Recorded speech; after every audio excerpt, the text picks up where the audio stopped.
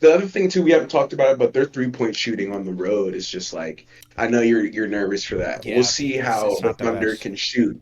Yeah, because I think again, if Tyrese can get going, we'll see how the injury impacts him. I think you brought up a really good point. I haven't seen how he's gonna hoop yet. I Mm. just saw that he was walking back kind of hurt. So Right. There's moments in the playoffs where he might not show up, but he's going to get you assists. We know that from him. But it's really what he was able to do in the clutch this season. I think he has 4 game tying or game winning buckets this playoff series, easily, which I think it tied like LeBron's record for yeah, the year yeah, that I he did was in see that. Cleveland. So that alone, we're witnessing history. And, obviously I witnessed it firsthand in game 1 of the NBA Finals. So I know what that feels like. And, mind you, he didn't have the greatest game, but he made the biggest shot of his life. So, and that's really what it boils down to. Like he he may go ghost for the majority of the game, but he'll show up Three when it quarters. matters. This next person has a higher chance of getting traded, in my opinion. But Kevin Durant, bro. I mean, what more can you say? I think Phoenix is in a fire sale right now, just a little bit. Obviously, last year came up short, didn't make the playoffs at all. So they have to really rethink if their roster is a super team at all. I mean, I think Bradley Beal is very good, but I just don't know if he's a superstar in this generation as of right now. And Devin Booker, you're just wasting his prime years away. I think for me, that's really what this trade comes down to is making sure you can give Devin Booker something in the future to be able to work with. But What's going on, ladies and gentlemen? It's your boys over here at Three Man Weave. I'm your co-host CJ. Here, my lovely co-host ZD. How are you doing yes, sir. tonight, sir? Man, I'm in the building, bro. Above ground as always. Feeling good, bro. Today was pretty light for me. Went to work, just chilling, hit the gym a little bit with my girl, and now I'm here, bro, ready to chop it up about some hoops. I think we got an action-packed game 3 to talk about. Obviously, we got our first All NBA playoff team, so this is an exciting episode. And we talking about KD and Giannis, man, and kind of what's going on with that. Obviously, we've heard some rumblings of what's been going on, so we wanted to talk about it. I got a few other things too, but how you doing, my man? I chopped it up with you before. I got a little blister on my foot right now that's causing me some problems. But besides that, bro, I'm doing great. Today's my Monday for my work week, so working all next week until Friday actually. So it's gonna be a long week for me. But we got game 3 tonight, and I'm able to chop it up with you.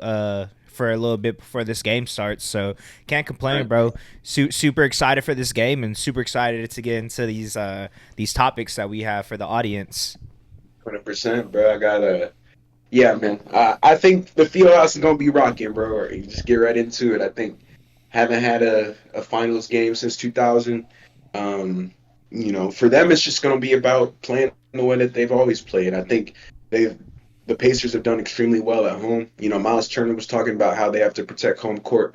Obviously, this game is one of the most pivotal games in their franchise history. I think. Game 3 going back home versus the Thunder in the 2025 NBA Finals. I mean, what more needs to be really said, bro? Tyrese has just got to step it up. Like you said, I was thinking about it. You got the 2K plus sign right now, and so does Tyrese. He was limping, and that was pretty sketchy to me. I don't know if people had seen that, but he had a little limp in his step. But it seems like he's going to be ready to play for Game 3. But just my thoughts, bro. We talked about it a little bit last time. I just feel like the Pacers have to step up on defense and be able to sustain the Thunder's honestly their uppercuts, bro. Because like I told you, the Pacers are more of a jab, jab, weave, weave. We gonna battle. We gonna be here. We might be down 12 points, but we're still in the game. But the Thunder, they're looking to make the lead 15 and then have it stay there or increase. They're not trying to jab, jab, jab. They trying to knock you out, bro. And I just feel like the Pacers have to be able to sustain that. To me, they had some issues last game on defense, and honestly, just their aggressiveness on offense has yet to be seen. In my opinion, we still got Pascal Siakam and Tyrese Halliburton being unwilling to force some shots up that might need to get forced up. I think Tyrese had only 3 points in that first half last game, and so if you only taking 13, 14 shot attempts, there's really not much you're going to be able to do within the flow of the offense. And I think the Thunder have such a potent offense, bro. We've seen Aaron Wiggins already go off in this series. We've seen Caruso go off in this series. The Pacers have had Obi Toppin, but the Thunder's depth and their ability just allow for them to be so great, and everybody's ready to play. Kenrich Williams has even given us a couple good minutes here and there, and Shumpert had a great thing today that I heard on Brian Windhorst's pause on the Hoop Collective, but he was talking about the Thunder are some dogs, but the Pacers have a chance here. They have a chance, and if they're able to execute on what I was just talking about, the defense, being able to sustain the massive uppercuts that the Thunder are going to be trying to land, it's going to be a hell of a game, bro. I think Rick Carlisle has done an extremely good job of coaching those boys up. I think it's not really an X's and O's question for me. It just comes down to aggressiveness and being able to sustain the weather. But ultimately, I think the Pacers are prepared for this game. We said it last podcast that hasn't dropped, but I think CJ and I are leaning towards the Pacers. For me, I just think it's going to come down to desperation.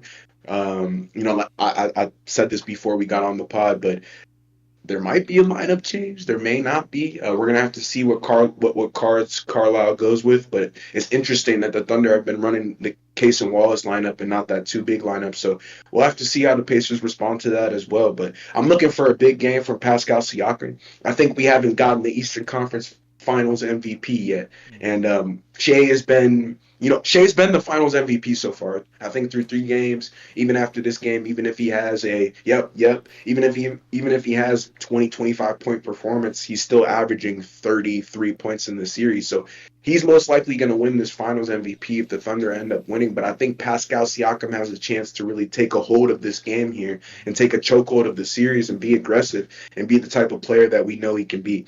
Obviously, he hasn't been the most struggling pacer, but I think it's also on him to be like, you know what, if Tyrese is going to be not scoring the ball at this type of pace, I need to try to get 40. Because at the end of the day, the Pacers are lacking that scoring depth, bro. And I think they got it from game one in Obi Toppin and Andrew Nembhard. They had those couple crazy shots at the end of the game. Miles Turner banking 3. There's certain areas where guys definitely step up, but it's not consistent. And it's definitely not as consistent as the Thunder. So I think the Pacers' desperation is going to play a big part in this. And like I said, the keys to winning is just sustaining the uppercuts, being able to guard, and being more aggressive. Those are the top 3 things I had in my notes. It's just at this point, Miles Turner said it earlier, but we got to protect home court, and I agree. Yeah. Yeah, bro. You said it perfectly. I feel the same way. I think Pacers are, it is game 3, but I feel like they're gonna play as if it was a win or go home type of I agree. mentality. I think they're gonna have to. Obviously, they were able to steal game 1, so now they have home court technically. So, they did their part. They were able to split with us and make it even series heading into their home. So I think it's gonna be a situation for them. We talked about it last pod that, like you said, that just hasn't dropped yet. But if Tyrese doesn't play aggressive, Pascal is going to have to, like you said, someone's gonna have to, and you expect it from those 2 guys. Like we said in the other podcast as well. I expect some of the bench players to perform at a high level today. Not saying that they weren't in previous games, but game 2 kind of. I think it just kind of overwhelmed them with that Chilly. storm It was in that chilly. second quarter. It was a little hard to get it going, but I think being at home, like you said, Tyrese had he was limping, after his press conference, so we haven't really gotten an update about that. So I'm Man. assuming he's ready to Yeah. go. But that's definitely something to think about. So, like you said, I'm expecting a Pascal Siakam, Eastern Conference Finals MVP type performance tonight, and I'm expecting someone on their bench to, contribute on the offensive side of the ball. Like you said, another thing that kind of I think for them to be able to win this game that they're gonna have to focus on is definitely limiting the turnovers. Obviously we haven't really been able to score off of turnovers because we've been talking about it since game 1 of the finals.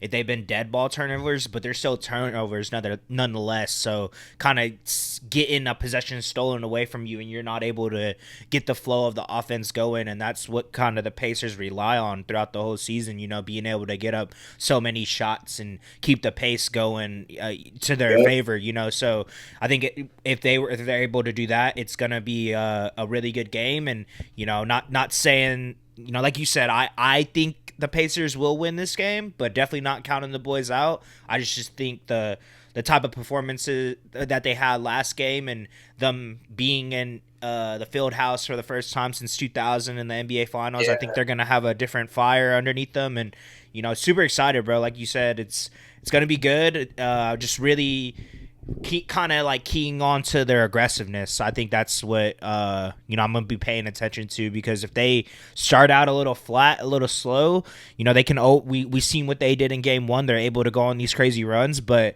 I think game two was a perfect example of that. You can't always do that against one of the best teams in the league. You were able to do it a couple times leading up to this point, but I just think the Thunder are just a little different. It's harder to weather that storm when you're having, like you said, AJ Mitchell coming off the bench, which I probably don't think that's going to happen again. But Kenrich Williams, Isaiah Joe, Caruso, A Wiggs. There's a whole bunch of players on our team that can go off at any moment.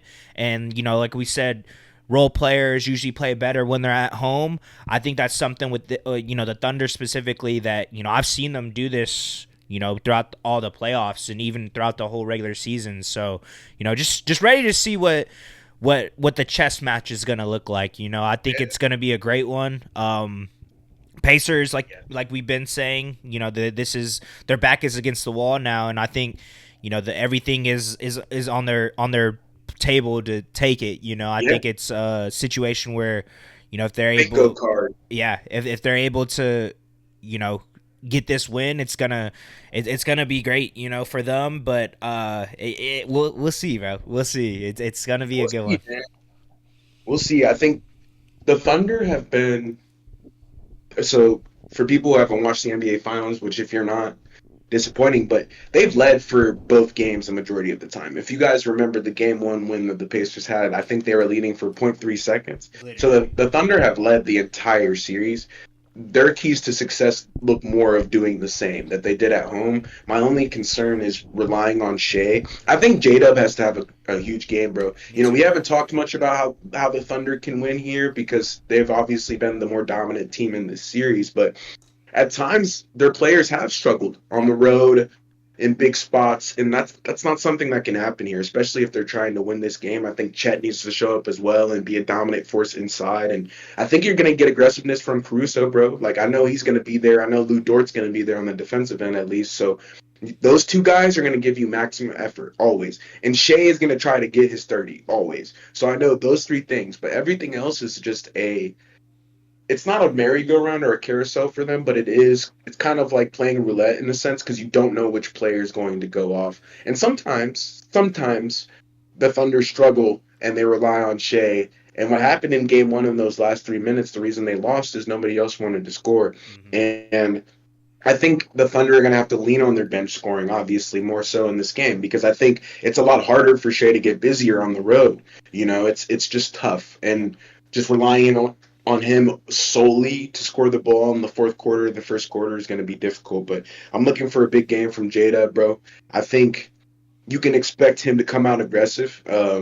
I've heard his press conferences as well, and if you guys get an opportunity to watch those two, I think it gives you a very deep perspective on basketball, because it kind of shows you them as a human, the way that they think, the way that they process the game. And J-Dub was joking around, and he was like, I used to go at Caruso in practice. Like, I cook Caruso, but he's saying that to get his self-confidence up, man. Like, I don't think there's anybody in the world who can really guard that, man. And I think if the Thunder can get a really big game out of him and everybody else takes care of their business, I think they're going to win game 3. Yeah. And that's kind of – the Pacers got to be careful, man, because they have not led much this series. They've played were the worst basketball, for sure. And I think the Thunder, if they keep doing what they're doing and they stay strong and they have somebody pop out of nowhere, give them 15, 18 points, not to say that J-Dub's a nobody, but if he can get them 25 to 30 points, I think they win this game, bro. Yeah. Truthfully. Like, if he has a big, big game. So just be on the lookout for that as well. Yeah. Yeah, bro. It's we haven't really brought J Dub up a lot this as we were talking. 'Cause he's having a better series. Yeah. He obviously game one wasn't the greatest, but he had a bounce back game two, and same thing with Chet. I feel like the thing that a lot of people forget is Chet was injured really leading up into the playoffs. He was injured for It's only been 2 games, bro. Yeah, This is crazy. it's crazy. So like you said, I'm expecting more out of J-Dub. If he scores For sure. 25 plus, I think this is one of those games we steal away. But, if he struggles a little bit and doesn't get it going, and, you're able to kind of keep Shea in. Now, I wouldn't say check, because I feel like it's hard to do that. But if you allow him to not play as well as he has been this whole series, then it's going to be a situation where you're probably going to be able to get this win, because there is times that we do rely a lot on him. And I think specifically on the road as well, because that is the guy on the team, so you put the ball in his hands at all times. But there's certain situations where we need someone able to score, and I think J-Dub is that, number two. I mean, we talked about him highly in previous pods, all NBA, all defensive, all-star. This is his year, so that's also one of the things that we've been saying about him, is if he's going to be able to do it when on the biggest stage, and I think this is his game to prove it. So you said it perfectly, bro. I think if Chet can, do kind of what he did last game, 15 points, couple blocks, maybe like 9 rebounds, like that'll be solid. Hit a couple threes, because I feel like whenever he starts doing that, it just opens up his game even more. And it kind of, the way that Miles Turner has been, especially in game one, it's kind of Chet has spots of his games in like that, so it just kind of stretches the floor out, and you're gonna have to start respecting if he hits a couple of big shots. So yeah. What's your score prediction? Oh, Because this one's tough. I think this one's going to be high scoring, bro. Me but too. I still think the Pacers are probably going to edge this one out. I think it's gonna be a high scoring one. I think it's gonna be a fucking a fucking race, bro. I think it's gonna be like, this one's going to be I think close. it's gonna be like 131, 128. Okay. Pacers. I Pacers. guess. Yeah. Yeah. I was going to go that high as well. I was thinking 126 to 119 Pacers. High scoring. But that's how they need to win. And I think the Thunder are going to have scoring as well. Mhm. Even if they go, the other thing too, we haven't talked about it, but their 3-point shooting on the road is just like, I know you're nervous for that. Yeah, We'll see how it's the not the Thunder best. can shoot. Yeah. Because I think, again, just if Tyrese can get going, we'll see how the injury impacts him. I think you brought up a really good point. I haven't seen how he's going to hoop yet.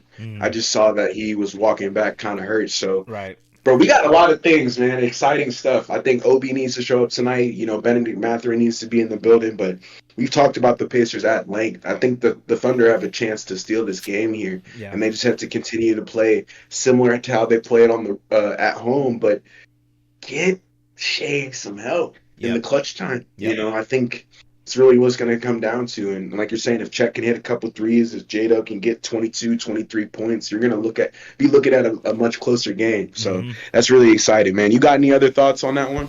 Nah, man. I think we both kind of ran through it pretty well. The only thing that I really have to say is go Thunder. Yeah, Thunder up, baby. Game 3, ready for it.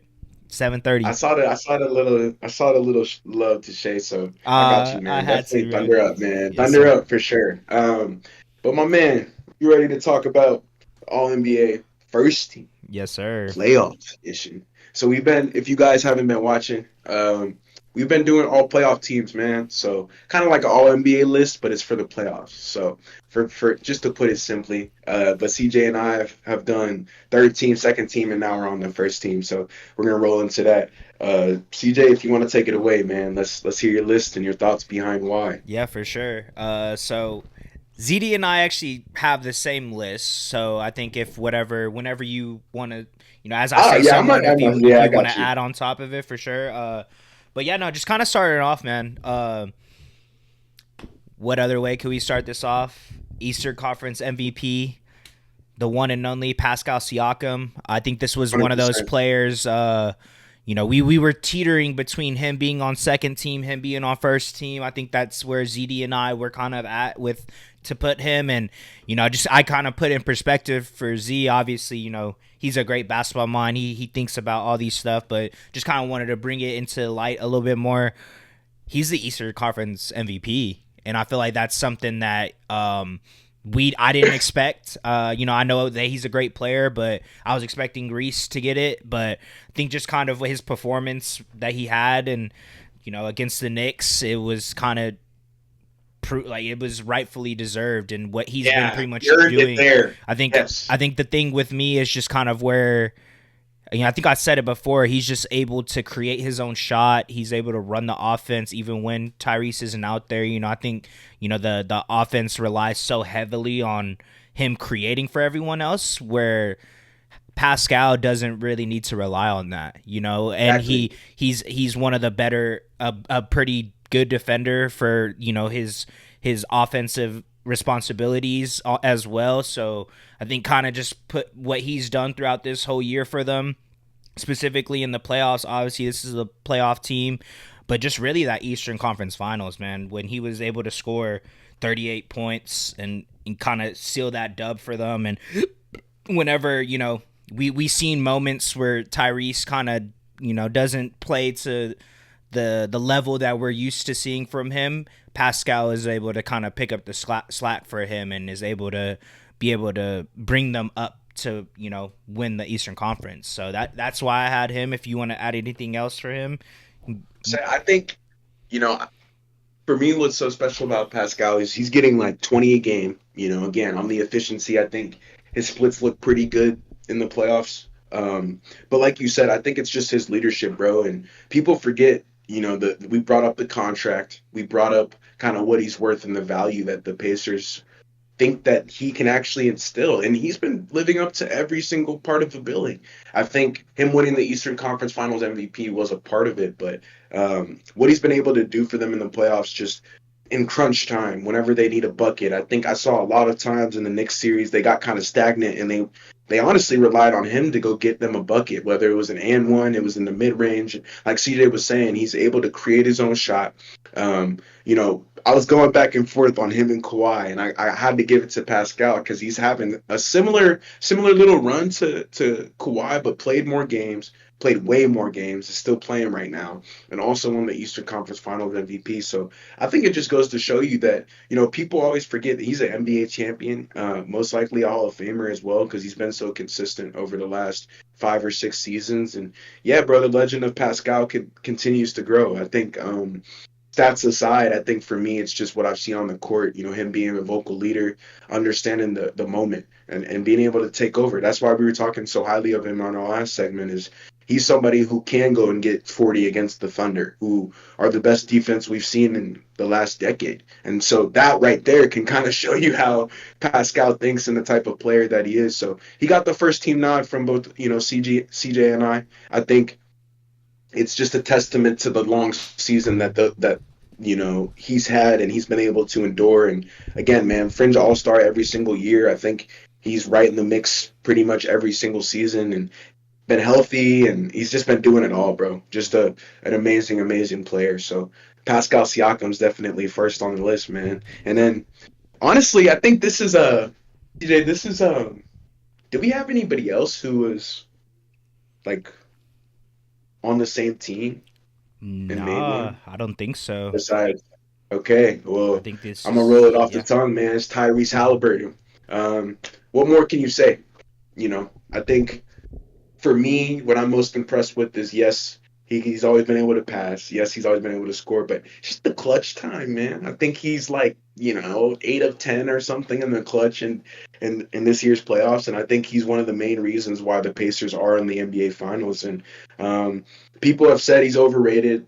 They've knocked on him. They've said that he's not an all-star. He's not this. He's not that. And he keeps proving people wrong, man. And there's a reason why we got two Pacers on this list. Is honestly Tyrese Halliburton's been one of the best point guards in the playoffs, no doubt. Just his ability to be able to create for others, hit big shots, and be an amazing floor general for them is honestly, I'd say his value to the Pacers is just as high as a Shea or a Nikola Jokic to their respective teams. And that's why it's so frustrating whenever he doesn't play as well as we know he can play. But yeah, he's been amazing, otherworldly. I just think to me, this has been his best playoff run, right, guys? Like, he's never been to the NBA Finals before. Mind you, we're talking about a team that went to the Eastern Conference Finals last year and ran into the defending champs. And this just goes to show you their resilience. Pascal and Halliburton both, I think they deserve the first team nod because they've played the most games. They've been uber consistent, and they're in the NBA Finals, bro. They have great stats. I think Halliburton was averaging over 10 assists in this year's playoffs again. So kind of goes to show you how valuable he is to them, bro. And just when I think about some of the best guards in the playoffs, I think of this dude and then Tyrese Halliburton, Curry, Jamal Murray didn't make our list this year, but Shea, right? Like, there's so many guys, but there's not a lot of guys playing like Tyrese Halliburton right now. Mm-hmm. Yeah, bro, you said it perfectly, bro. I brought it up whenever I was just talking about Pascal. There's moments in the playoffs where he might not show up, but he's gonna get you assists. We know that from him, but it's really what he was able to do in the clutch this season. I think he has 4 game tying or game winning buckets this playoff series, which I think it tied like LeBron's record for the year I that he did was in see that. Cleveland. So that alone, we're witnessing history, and obviously I witnessed it firsthand in Game 1 of the NBA Finals, so I know what that feels like. And mind you, he didn't have the greatest game, but he made the biggest shot of his life. So, and that's really what it boils down to. He may go ghost for the majority of the game, but he'll show up when it matters. And that's the thing with him. Just the way he plays, the way that the Pacers run their offense and their game plan, it doesn't he doesn't need to score 30 plus points for him to be an efficient player, an all-star, all NBA type player, but when they need him the most, he's always there. So I think that's that alone had to put him in that first team, and just hit the success of the Pacers and what he's been able to do for them. I mean, back-to-back Eastern Conference Finals. Now you're in the NBA Finals. Mind you, this is only his second year in the postseason. I think a lot of people forget how young Tyrese is, but great player, well deserving of the first NBA playoff, all NBA playoffs. So shout out to the boy Tyrese, bro. 100%. I think I couldn't have said it better myself. And just he's the ultimate floor general, man. I don't think he's overrated whatsoever. I think they paid him that money for a reason, and he's kind of proving people wrong as we speak. So there's a reason he's in the NBA Finals, and probably your favorite team is not, but all good. Moving on, Nikola Jokic. This is pretty simple, man. I don't think me and CJ have talked about him for a long, long time, but he just keeps doing things that we haven't seen before. I think for me, bro, what it is just doing it against the Thunder, right? Taking them 7 games, putting up the stats that he did. He had a couple great 30, almost 40-point dominant performances, and it's interesting because whenever Jokic gets a triple-double or almost triple-double, you think it's normal now, and I think that kind of is a testament to his ability as a player, and obviously made first team All NBA, was an All Star this season again, and he's obviously making our All NBA playoff team as well, the first team. And I just think Jokic is just he's a mastermind, bro. We've never seen somebody like this.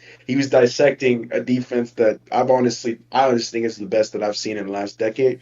And for me, it's also about what he could do for the rest of his team. I think he's kind of like Tyrese Halliburton, a similar way in terms of being a floor general. And I think at his size, that's so valuable. Whenever you have somebody who's 7 foot, 7'1", and he's able to see the court that way and pass like Magic Johnson and score like Jordan and rebound like freaking, I don't know, Karl Malone or Moses Malone, like whoever. But it's just crazy, bro. Like I've never seen somebody that talented who looks so unathletic, bro. And he's just cooking everybody. And he took the Thunder to 7 games. Obviously, Nikola Jokic is probably the greatest center I've ever seen.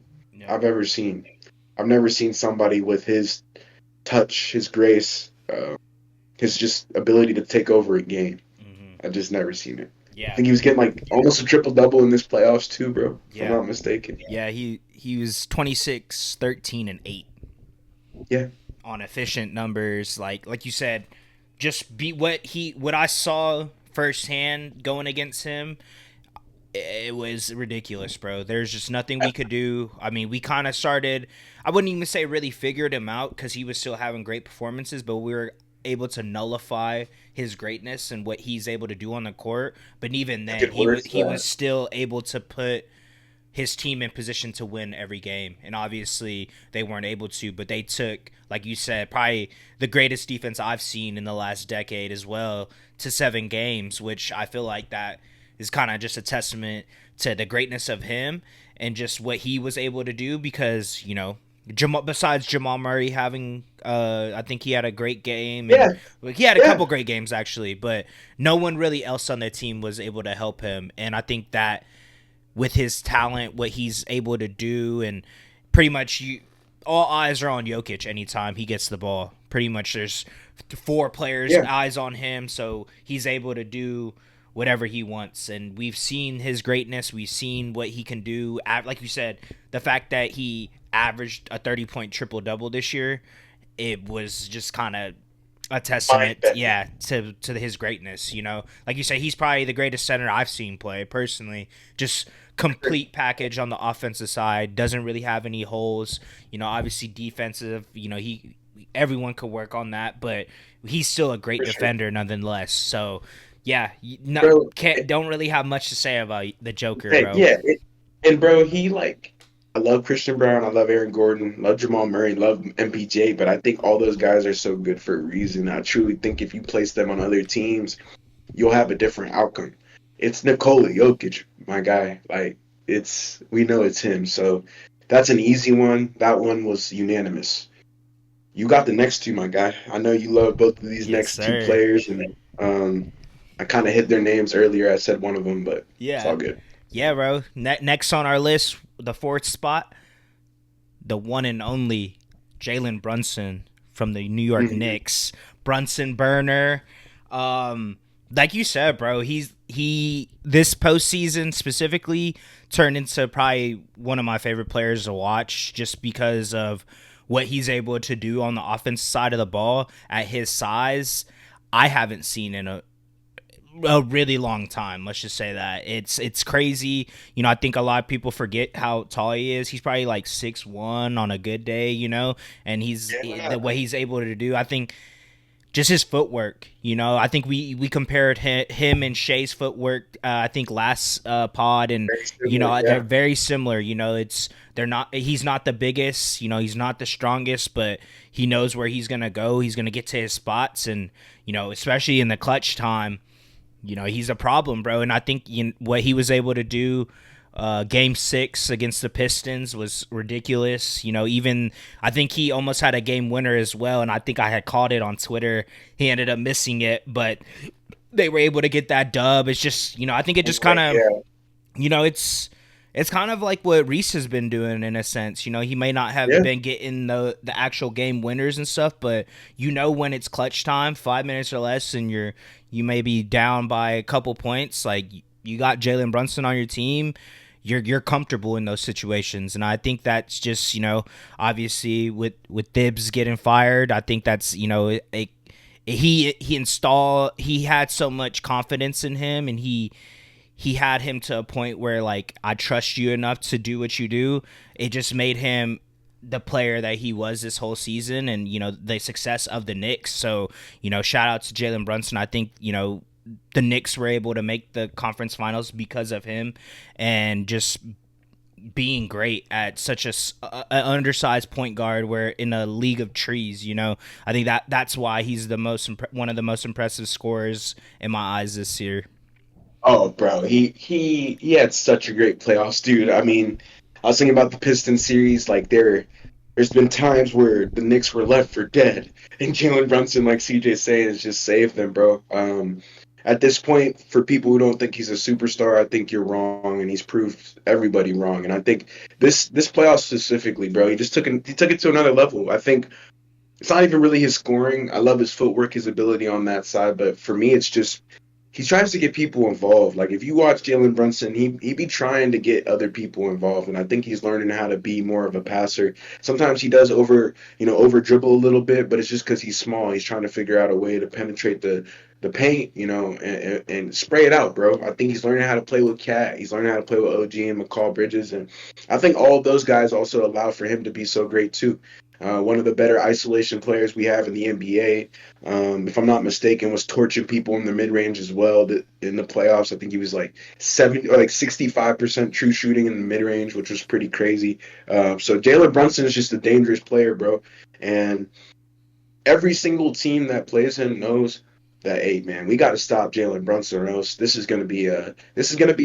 I think he's earned that right. The double teams, teams picking him up full court. Like he's earned that ability, and I think he's right next to Shea Gilgeous-Alexander, Curry, Jamal Murray, like some of these better guards that we have, Tyrese that we have in the NBA. He's right up there with the best of them. So shout out to Jalen Brunson for sure, man. King of New York.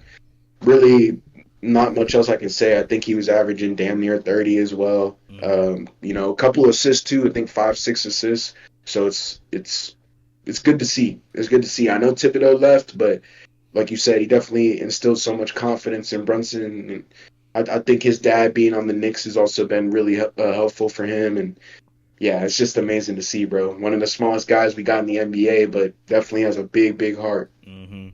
Yes, sir.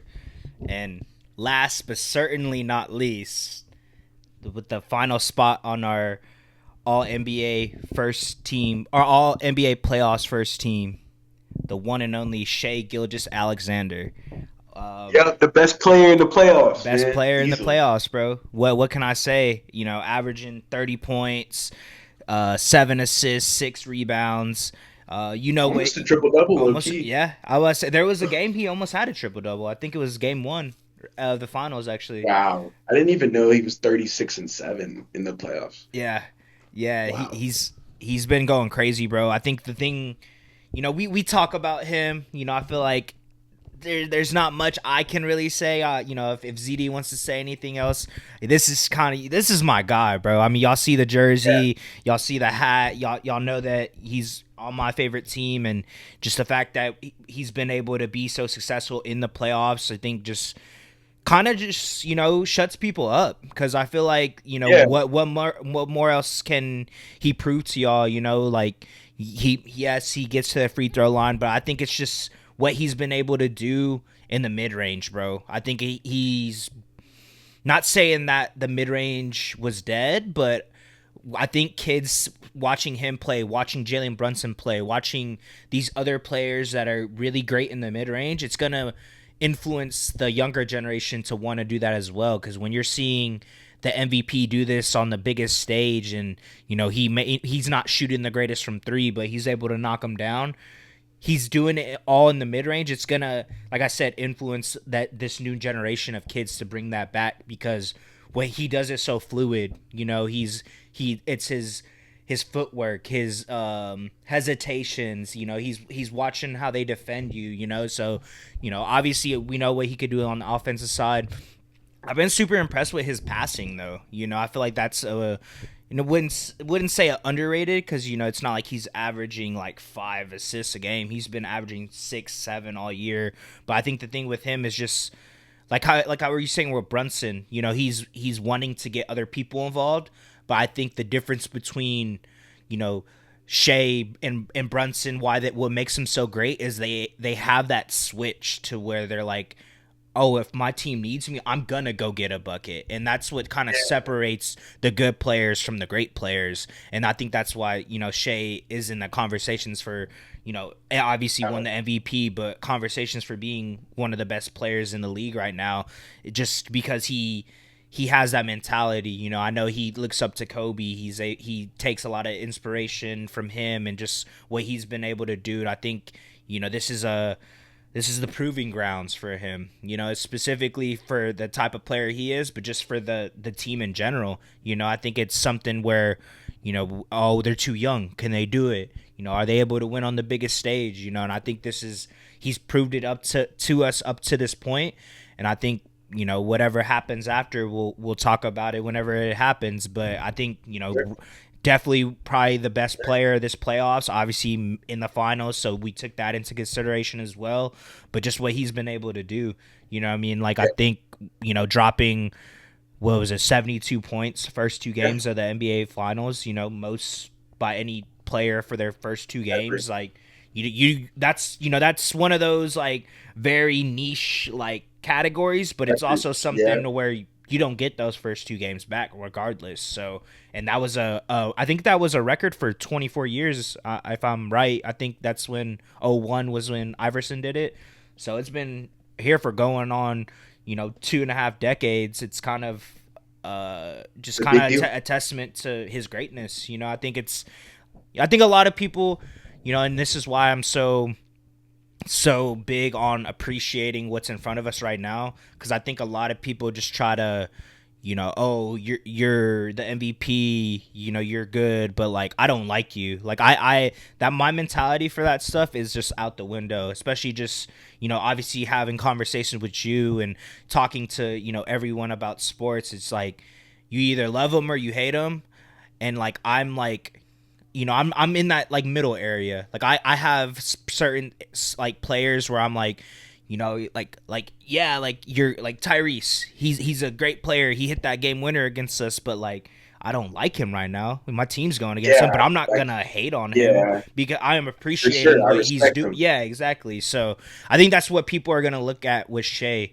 Whatever happens this finals run or this finals series, and going on to the future, I think people are gonna look back and like kind of like appreciate it whenever time has kind of passed. I think that's kind of I agree. where he's at right now, and it's Pretty it's sad. it's with a lot of players, to be honest. That's why Yeah. I just try to appreciate it for what it is in the moment. Like Hey, yeah. I don't like to the recency bias and stuff, but like that stuff matters, and if it's there's some greatness in front of me, I'll admit it. Like I'm not hesitant to be like, this is one of the greatest defenses I've seen. I think people are like, no, what about this? What about that? It's like statistically, this is one of the great. You know what I mean? Like I'm the like, numbers don't lie. huh? You know what I mean? So it's like, Huh? Yeah, but it's like, huh?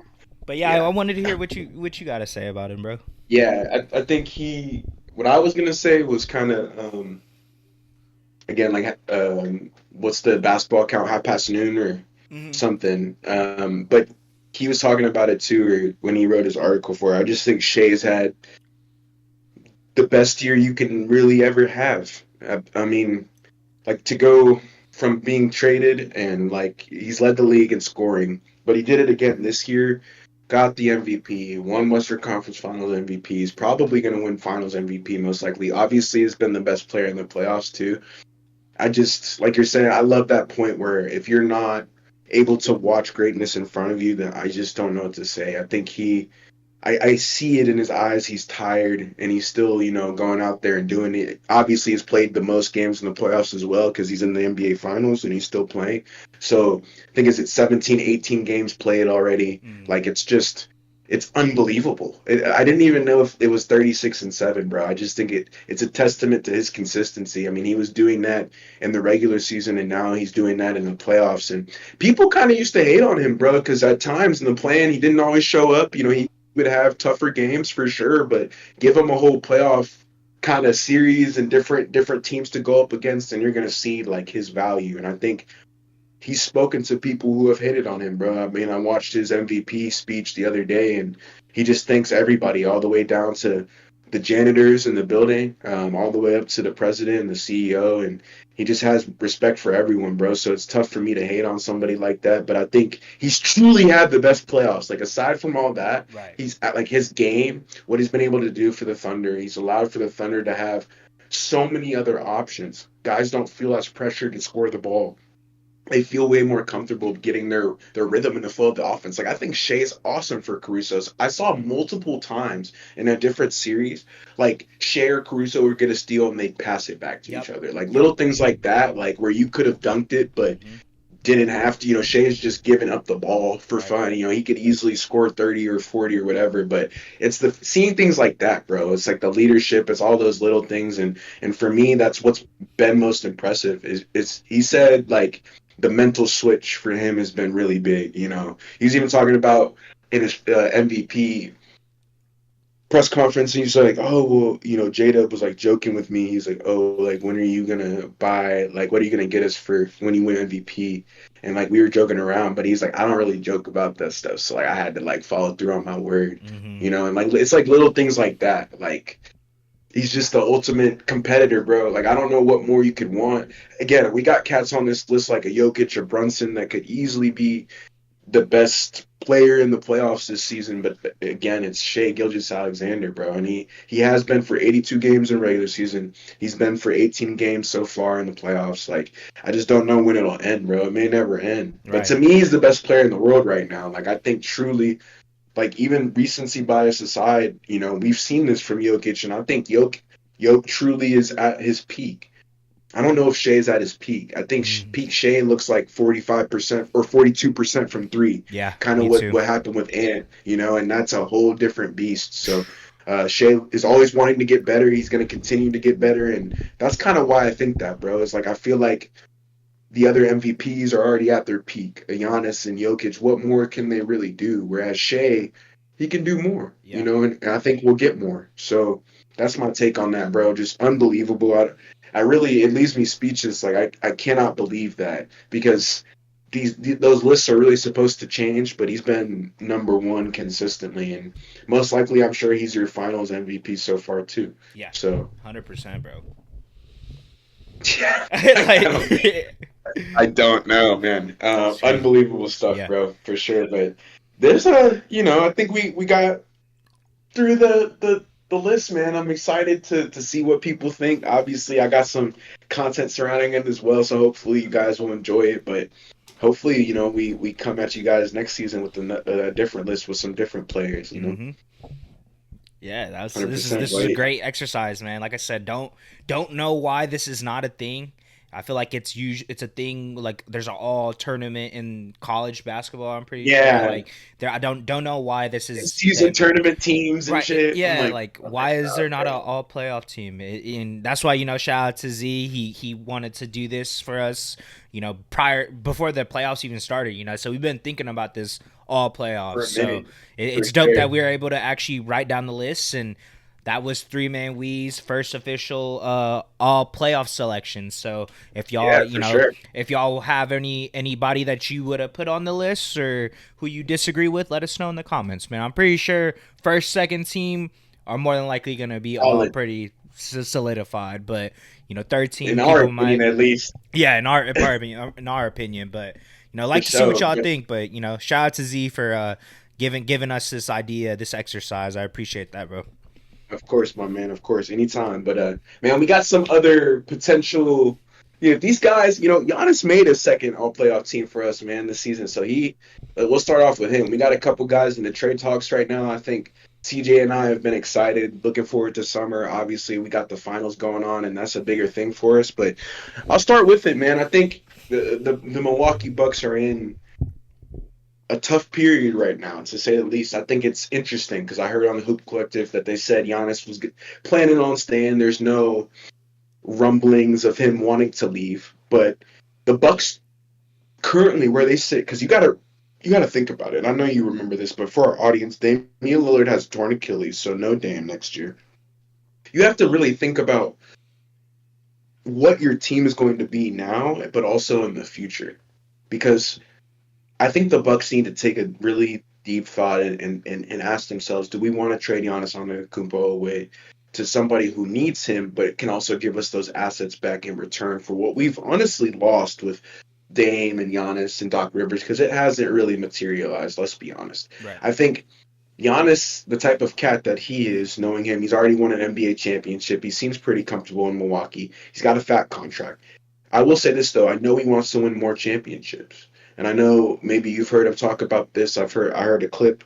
He was talking about how he wants to get at least two. You know, McMahon was saying that on the Hoop Collective earlier today as well. And he was telling the Bucks, you know, hey, I really want to get two NBA championships. That's why they ended up in going to get Dame, right, and trading Drew Holiday away, who was honestly a really massive piece to that earlier championship, right? Like we talk about having championship pedigree. Drew Holiday has that everywhere, but the Bucks roster needs a lot of fixing, and they can do that by trading Giannis, bro. And so it's interesting to me what's going on right now this summer is I feel like they're kind of playing hooky a little bit. They're throwing the cast out. They're going fishing, bro. They're seeing who's going to bite, who can give them a good trade offer. Because at the end of the day, it's not up to Giannis if the Bucks want to trade him, you know. And I think that's the beauty about the game is these guys sign to these teams for this certain amount of money, but as long as they get paid that amount of money, they have to play for any NBA team if they get traded.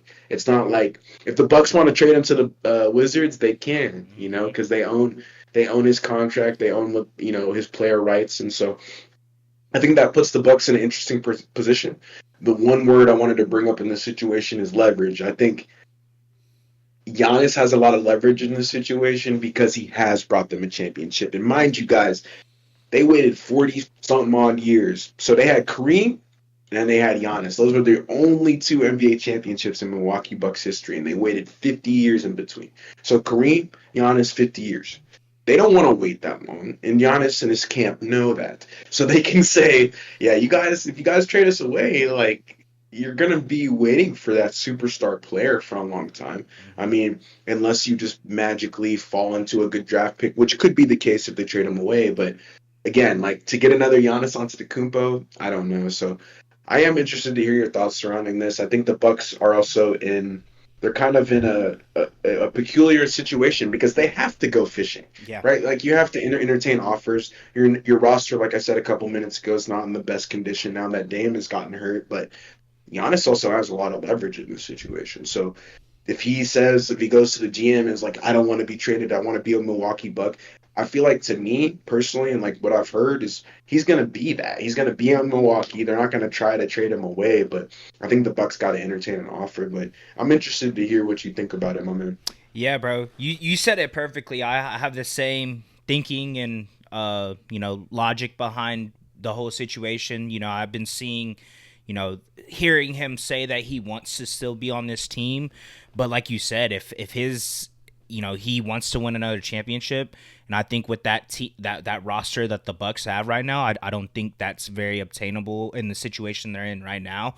So it is like one of those, you just got to see what offers you get. Obviously, I don't think we've really seen any, trades or whatever, Yeah. like rumors or anything like that, but it's going to be everything pretty much. So, not saying it's out of the question, I wouldn't say like you said, if they get a crazy offer, get, a whole team's first Yeah, round whole picks for the freaking next, draft. Yeah. yeah, 8 years, whatever it may be, 6 years, whatever. I don't know what the market is right now, but It's hot. it's hot. Yeah, it's a Top weird, three MVP. Yeah. right.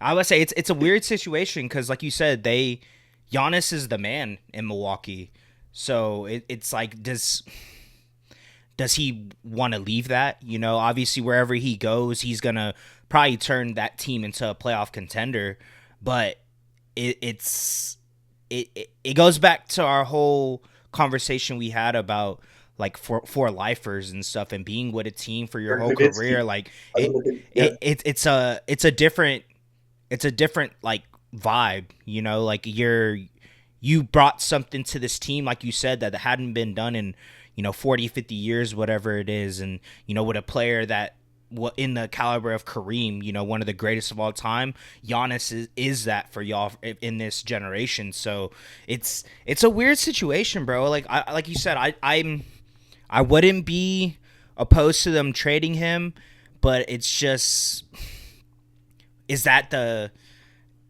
right move? Obviously that's the right move for the Bucks, but is that the right move for Giannis?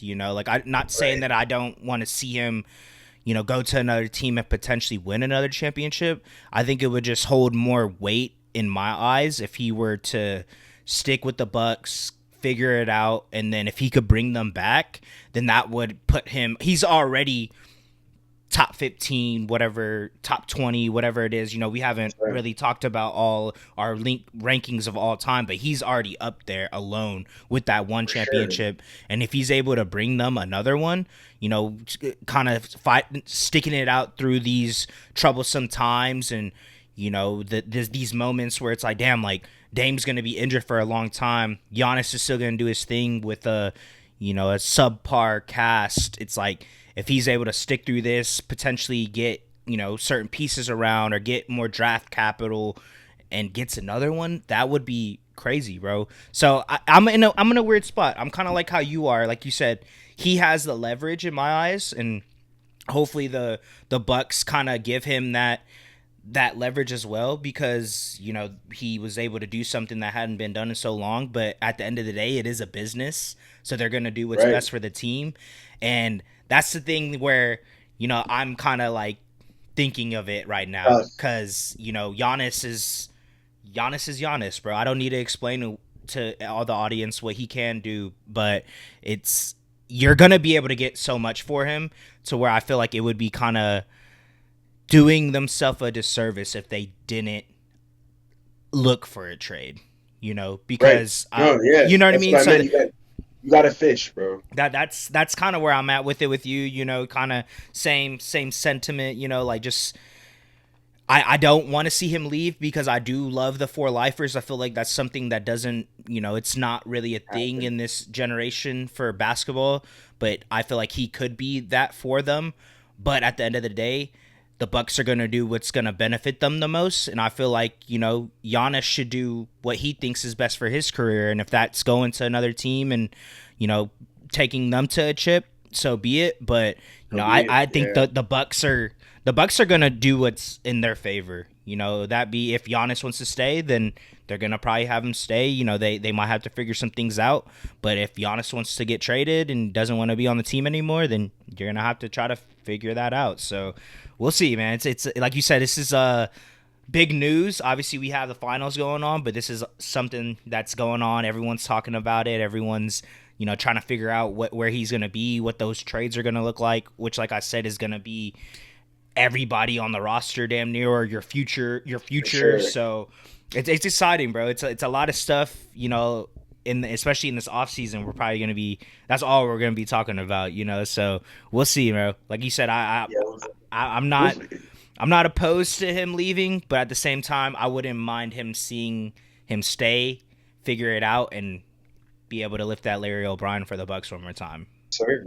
No, I agree. I think this next person has a higher chance of getting traded, in my opinion. But Kevin Durant, bro. I mean, what more can you say? I think Phoenix is in a fire sale right now, just a little bit. Obviously, last year came up short, didn't make the playoffs at all. So they have to really rethink if their roster is a super team at all. I mean, I think Bradley Beal is very good, but I just don't know if he's a superstar in this generation as of right now. And Devin Booker, you're just wasting his prime years away. I think for me, that's really what this trade comes down to, is making sure you can give Devin Booker something in the future to be able to work with. But have you heard that KD's, potentially going to the Spurs? I Like, did. I don't know, man. Like, what do you think about that? Like, I told you, I was like, him and Wemby and De'Aaron Fox, like, that sounds like a big problem. I think he immediately gives their team a lot more interesting looks to go with. Stephon Castle, obviously, but that trade hasn't fallen through. And to me, it just seems like they're going to have to give up all of their future assets, which doesn't really seem valuable. But I think Phoenix has a lot to offer. I think Matt Ishby has done one thing, and he's gotten a super team. And so you can trade the players on your super team. And so for me, I think that's what's going to be done in Phoenix. I think Durant will be traded. Um, and that's what they have to do because of the situation that they were put in from their owner. I just don't know with the coaching continuity, right? They lost Nurkic this year. They brought in Budenholzer. It didn't work. They've had a lot of things go wrong in Phoenix, bro. And I think this is one of the ways to right their wrongs is they're trying to, again, go fishing for who wants to see if Kevin Durant's available. And a lot of teams are interested. I know, I think the Knicks decline, like the Rockets, I think are interested too. But there was a couple teams that didn't necessarily want Kevin Durant's services, and I can see why. He's a bit of an aging veteran. We don't really know whenever that year of his scoring drop off is coming, even though he keeps doing the 26, 27 a game. Like I don't know when it's going to drop off either, but at some point it will. And so I think a lot of teams are just in between right now. And I feel like Phoenix, like I said earlier, they're just in an emergency situation. Like they were not good this year.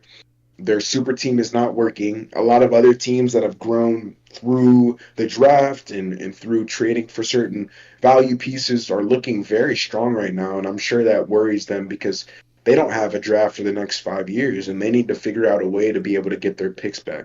And I think that's ultimately what this comes down to. You said this pretty well and clearly in the last segment, but it's a business at the end of the day. And so if the Phoenix Suns feel that moving Kevin Durant to the Spurs or whatever team can give them a good offer, and the Spurs can, I think that's why there's interest, is because the Spurs can give them value. I think it's a move they should make. They haven't gotten to the NBA Finals with this team. It's not like they've even gone to the Western Conference Finals. I think they've had so many playoff shortcomings that it's obviously signaling that it's not working. And last season was kind of a cherry on top of that. Mm-hmm. Yeah, bro. You said it perfectly, bro. I think the thing with Phoenix is I don't think KD really gave them a choice. I think pretty much right after the season ended, he was already talking to them about potentially getting traded. So, like figuring out where he should land and what pieces they can get for him. I think, like you said, San Antonio is looking like the perfect spot for that, and just kind of what they've been doing and just everything, bro. Like you said, I don't want to hype it up too much because it hasn't happened. It hasn't happened, bro. But so cool, I think, bro. I mean, realistically, I think that's really the only spot. There's a couple other teams that could offer something as well, but I think just with the draft, specifically this upcoming draft, they have the second pick, they have the 14th pick, they have all their other picks, which, like you said, aren't probably going to be the greatest picks because of what Wemby and De'Aaron Fox, Stephon Castle have going just in general with them. And if you're adding the Kevin Durant, so you wouldn't be getting the highest picks, but nonetheless, it's still draft like capital, which, like you said, the Suns don't have a first round pick for the next 5 years. So I think, like you said, it's just kind of that's what's looking the most appealing to me on specifically the Spurs, but it's also in return for the Suns. They're able to get a lot of draft capital, and depending on what they end up, if it happens, depending on what pick they trade away or if they trade down and do this and do that. But I think that's what it's looking like in my eyes. And there's a couple other teams as well. Minnesota wouldn't be a bad pick. Obviously I don't know what that looks like trade wise for them. Definitely gonna have to get rid of probably like a DiVincenzo or like better right. player like Nas Reed or someone like that. But that being said, just what Kevin Durant, the type of player that Kevin Durant is right now is great, but like you said, he's an aging veteran, and when is that drop off going to be? I feel like that's a lot of that's what is like the underlying thing with getting Kevin Durant. He is such a great player. He scores efficiently. He's able to do these things, but when is that going to drop off? And I feel like that's something probably that's why I'm assuming all these teams that are trying to get him are kind of win right now. It's not the younger teams that are trying to build something. It's teams that are the Rockets or the Spurs where they need someone else. They need someone that can score 30 plus in a season. If it doesn't go well for the Spurs, bro,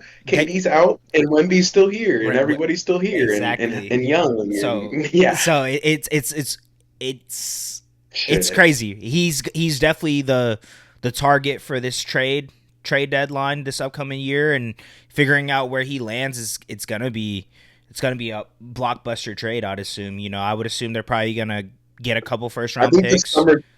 The summer deadline's like in August, I think. Yeah, I was gonna say it's obviously after like the draft and everything, right? Yeah, I think it's the 10th.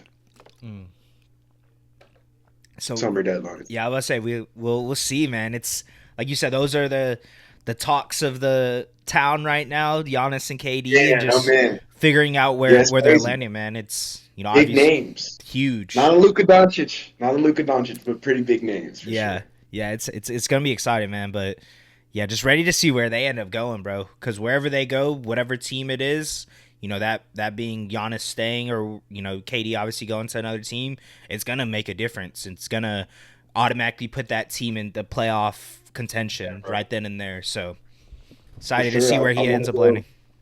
Yeah, man. I think just going into this, we're about to watch the NBA finals. So I got a question for you. What's your player prop of the day for us, man? Player prop of the day, man. I gotta go with him. You know I had Hey, to. The boy Shea. I'm doing over 33.5 points.